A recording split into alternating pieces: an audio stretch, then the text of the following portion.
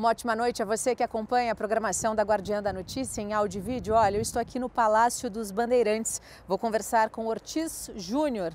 Ele é subsecretário de Assuntos Metropolitanos, foi prefeito 2 vezes de Taubaté, aliás, um dos mais avaliados da história do município. Ele vai me contar sobre o programa Viva o Vale, vai falar sobre a regionalização do estado e também sobre o atendimento aos prefeitos. Vamos lá?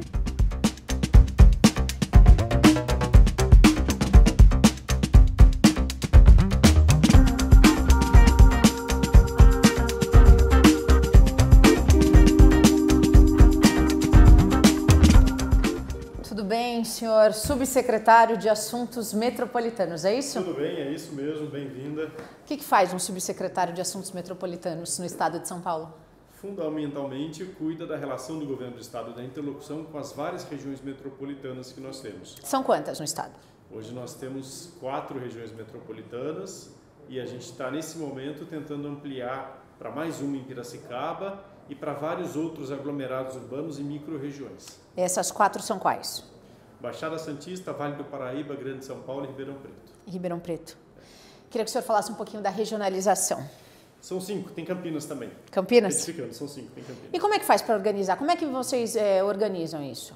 Cada região tem uma agência metropolitana, essa agência tem lá um conjunto de cargos técnicos que acaba desenvolvendo projetos, investindo o recurso que as prefeituras alocam no fundo metropolitano, que são vinculados a cada uma dessas agências, e também administram os recursos que o próprio governo do estado aporta nesses fundos ligados a cada agência e a cada região metropolitana. Você pode citar algum projeto que deu certo? O projeto de resíduos sólidos que vem sendo desenvolvido nesse momento na região do Vale do Paraíba, o projeto de monitoramento de entradas e saídas de cidades, para melhorar a questão da segurança pública. Essa, inclusive, acho que teve um lançamento recentemente na região do Vale Histórico, ali em Cruzeiro. Exatamente, Vale Histórico e Vale da Fé. Nesse momento, a Agência Metropolitana do Vale do Paraíba, Litoral Norte e Mantiqueira está licitando, a partir de recursos transferidos da própria Secretaria de Desenvolvimento Regional. E nós vamos ter entradas e saídas de cidades. Ali tem um problema crônico de furto e roubo de veículos, é uma passagem da Dutra entre Rio e São Paulo, Minas Gerais. Então há um problema de furto e roubo que deve ser combatido e o combate deve ser melhor realizado agora com o monitoramento de entradas e saídas. Vamos andar um pouquinho? Aí você me conta mais um pouquinho sobre isso.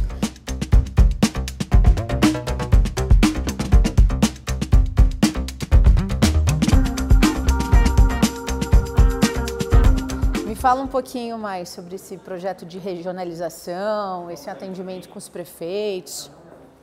O projeto de regionalização, ele parte do princípio da organização dos grandes estados da Europa, que é cada porção territorial do país ter uma organização regional para poder atender a demandas comuns. Por exemplo? Então, por exemplo, você tem mobilidade urbana, que são demandas comuns, né? Você tem regiões turísticas que precisam melhorar a mobilidade urbana. Você tem problemas de sustentabilidade ambiental, como, por exemplo, a despoluição de determinados corpos d'água ou determinados rios que atravessam toda uma região que abastecem essas cidades todas da mesma região e que precisam de projetos de saneamento. São projetos e problemas comuns que devem ser enfrentados com planejamento regional.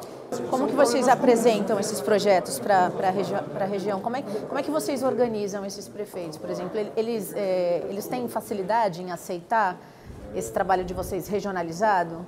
Ou existe um pouco parte de egoísmo, por exemplo? Essa, na verdade, é uma solução, né, para problemas que enfrentá-los de forma individual é muito caro.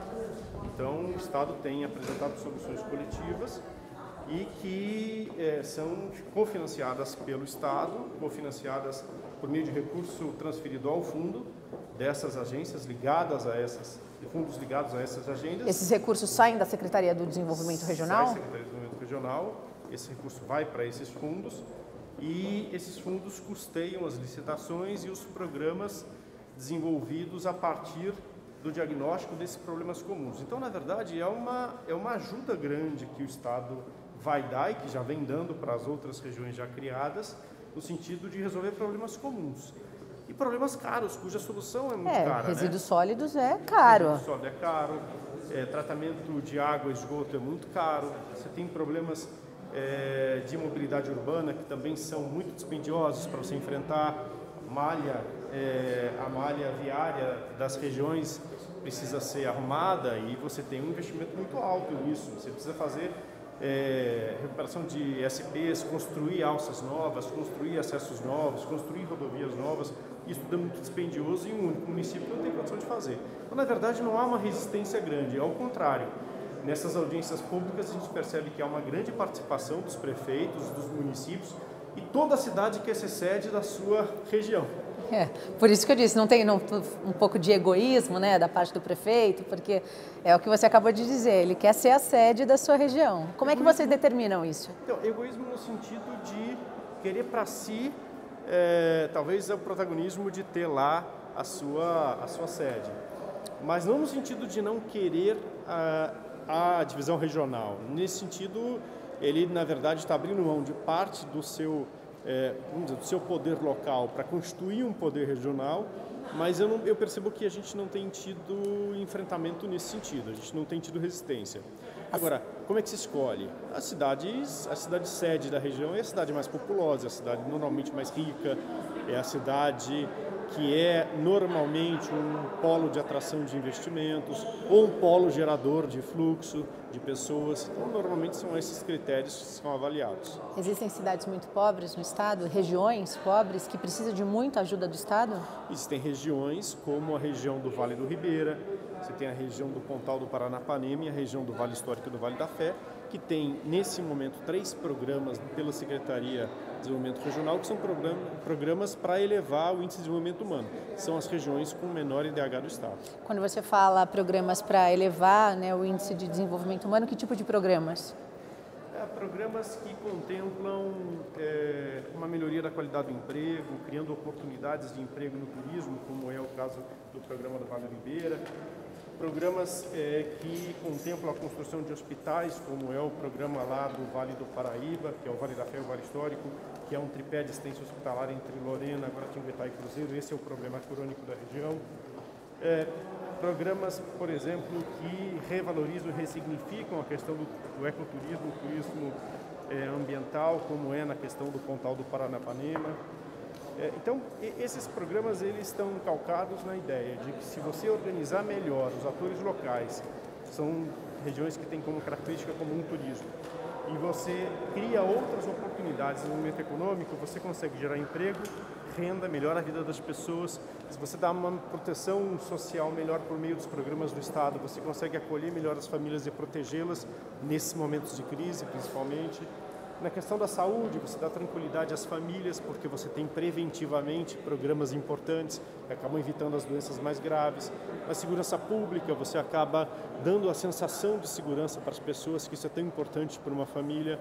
Na habitação, você consegue construir a sede da família, permitindo ela se desenvolver. Se você somar todos esses esforços, você, ao longo de uma década, você tem um avanço do IDH. E esse é o objetivo do Estado nesses 3 programas. E você tem um case de sucesso?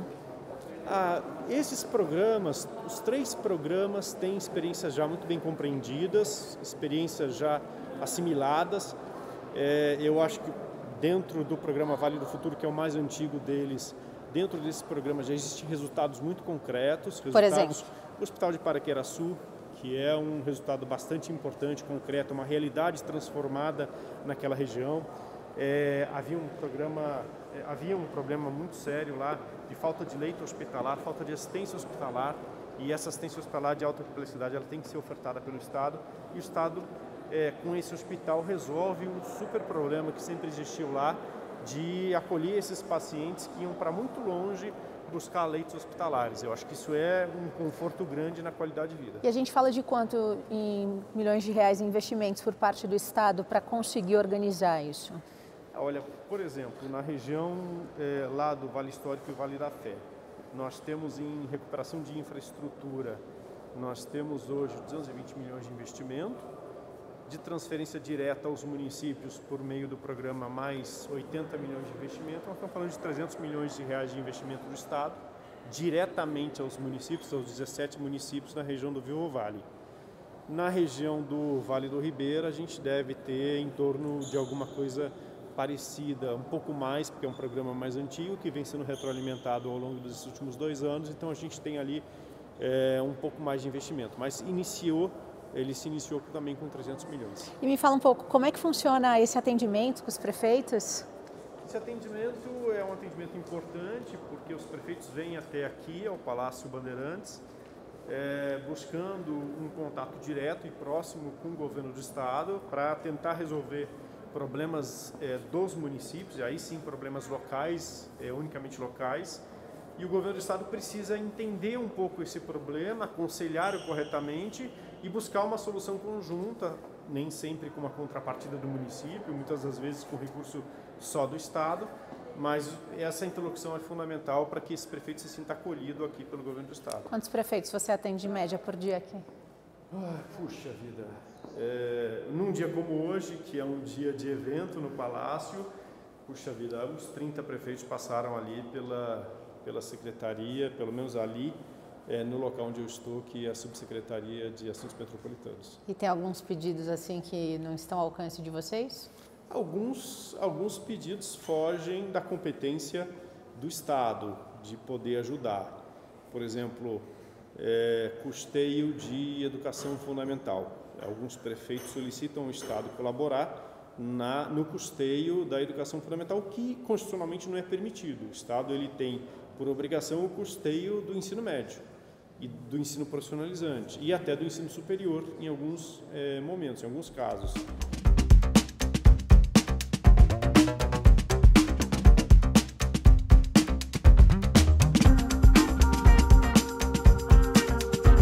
Fala um pouquinho do Vivo Vale, né? Desse programa Vivo Vale, o que ele é, como é que está sendo desenvolvido, quanto de investimento, quantas cidades contempladas. É um programa que o governo tem dado bastante protagonismo. O Vivo Vale é um programa bem legal, é um programa que é uma demanda antiga dos prefeitos da região. Nós temos um conjunto de problemas lá. O Vale, em particular, essa porção do Vale, que é o Vale Histórico, contribuiu muito com o desenvolvimento do Brasil, porque o ciclo cafeiro, durante boa parte do seu tempo, movimentou a economia brasileira, e o café era o Vale do Paraíba, e o Vale do Paraíba, em particular na região do Vale Histórico, contribuiu muito com essa riqueza do país. Depois do fim do ciclo do café, a partir da quebra da Bolsa de Nova York, nós tivemos um empobrecimento dessas cidades e nunca mais se pensou num programa específico para retomar o desenvolvimento econômico. Por quê? Porque ficou abandonada, né?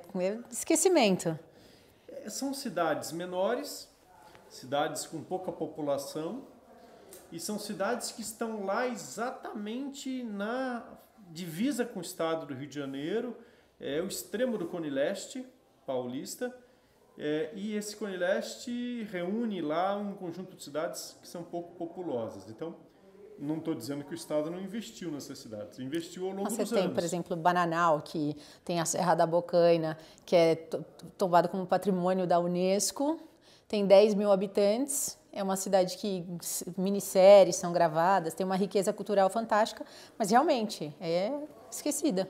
Ao longo dos anos, alguns investimentos foram realizados, investimentos pontuais nessas cidades, mas nunca de forma organizada, de forma planejada, um investimento cujo objetivo é mudar a vida dessas comunidades sob vários aspectos. Então, quando eu cheguei aqui em janeiro, e eu sou do Vale do Paraíba, eu sempre comentei, sempre falei muito com o secretário que havia lá um conjunto de municípios na minha região que tinham um IDH tão baixo quanto os municípios do Vale do Ribeiro ou do Pontal, que era justo desenvolver um programa menor, claro, em menor escala, para aquela região.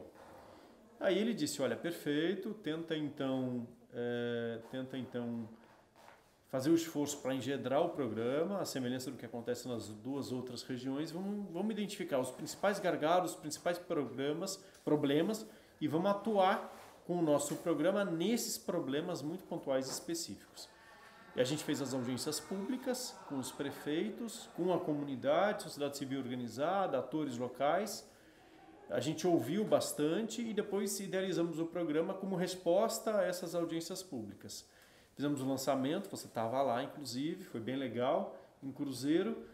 E o programa vem se desenvolvendo hoje de uma maneira bem legal. Eu acho que a principal oferta que a gente vai fazer a essa região é a possibilidade de um hospital, ou melhor, de uma assistência hospitalar para a região, para as 17 cidades, que vai funcionar parte em Guaratinguetá, parte em Lorena e parte em Cruzeiro. Acho que talvez essa seja a principal resposta que o governo do estado vai dar a essa região e a principal demanda deles. E tem mais algum programa que vocês pretendem anunciar para essas regiões metropolitanas?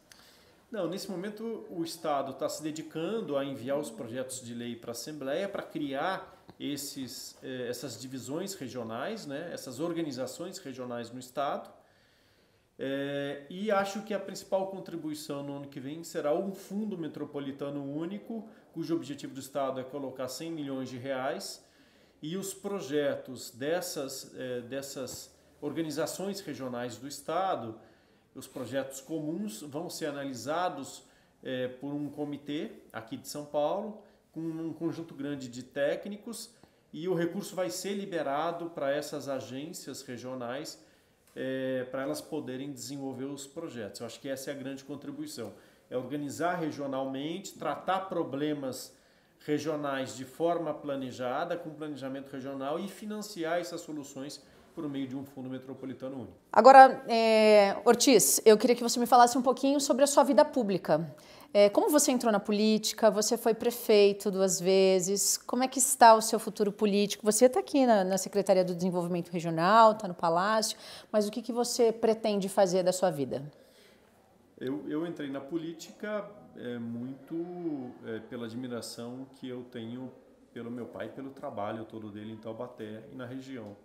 O pai foi prefeito lá 3 vezes, em Taubaté, 14 anos. E o primeiro mandato dele, eu era muito novo, tinha 7 anos de idade, e eu vi uma super transformação na cidade, uma cidade que era semi-rural, para uma cidade urbana, enfim, um conjunto enorme de investimentos. O governador era o Franco Montoro, que foi um grande parceiro dele. E aí, em um dado momento, eu me vi na faculdade de Direito, fiz faculdade de Direito e História, fiz os 2 cursos, e eu me envolvia muito na política estudantil lá na minha cidade, na universidade. Acabei organizando inúmeros movimentos estudantis em diversos momentos da cena política brasileira, no impeachment do Collor, e depois em outros momentos de mudanças que o Estado de São Paulo e o país viveram, e acabei depois me formando, vim para São Paulo estudar. Em São Paulo fiquei mais próximo do partido, mais próximo do governo do estado. Meu pai era então superintendente do DAE quando eu morei aqui, e aí me candidatei em 2012, consegui vencer a eleição. Você nunca foi vereador? Não, nunca fui. Virou direto prefeito? Prefeito, nunca tive nenhum mandato eletivo, e aí, mas Taubaté vivia um momento difícil naquele momento, entre 2009 e 2012, Taubaté viveu um período bastante difícil na administração pública, e também, como reflexo disso, os serviços públicos pioraram, e nós tínhamos 2 verdadeiras epidemias de morte em Taubaté, epidemia de assassinatos em 2012 e uma epidemia de mortes no trânsito. Nós chegamos a ter quase 90 mortes no trânsito no ano de 2012. Além de 61 assassinatos. A gente fechou o ano de 2020 com 30 homicídios, então a gente diminuiu 50%, os outros índices a gente diminuiu mais de 75%, nós reduzimos realmente, drasticamente todos os índices, e um ano com 12 mortes no trânsito. Nós saímos de 90 para 12 mortes no trânsito. E o seu futuro político? O futuro político é ficar aqui, até a eleição? Até pelo menos abril do ano que vem, que é o prazo que Você pretende disputar a eleição? Acho que sim, acho que é natural, né? Acho que é um caminho natural para disputar a eleição ano que vem. Eu acho que foram 2 mandatos na prefeitura de Taubaté com repercussão regional. Eu procurei ajudar muito o município, procurei colaborar muito regionalmente, sempre que com os outros prefeitos me pediram. E eu acho que há necessidade da nossa região ampliar a representação em São Paulo. ampliar a representação junto ao governo do estado, tenho procurado ajudar muito os municípios da região e acho que é um processo natural, é uma futura candidatura. Obrigada.